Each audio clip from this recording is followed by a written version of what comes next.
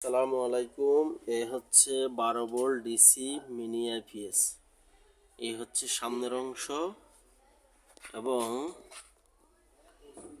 এই হচ্ছে আইপিএস এর পিছনের অংশ। এই অংশটা দিয়ে ইলেকট্রিক কেবল ঢুকবে। এটা হচ্ছে ফিউজ, আর এটাতে আউটপুট কানেকশন দুইটা।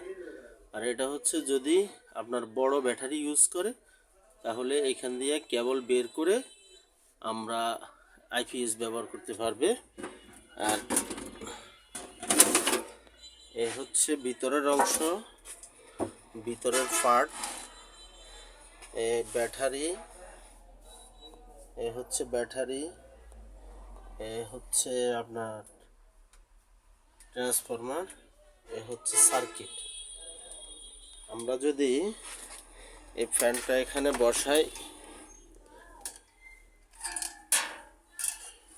আউটপুট দিই, এই যে আউটপুট দিলাম, দেয়া এই ফ্যান সুইচ দিলাম, যে সুইচ দেওয়ার পরে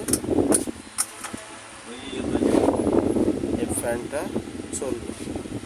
এর পাশাপাশি আমরা যদি লাইটের সুইচটা দিই, এই যে লাইটের সুইচ দিলাম, কানেকশন দিলাম, আমাদের এই লাইটটা জ্বললো। এই দুইটা ফাংশন থাকবে, একটা হচ্ছে ফ্যানের, একটা হচ্ছে লাইটের। আর ব্যাটারি থাকবে 12 ভোল্ট 9 অ্যাম্পিয়ার, হ্যামকো অথবা ওয়ালটন, দুইটার একটা থাকবে। জি, আসসালামু আলাইকুম।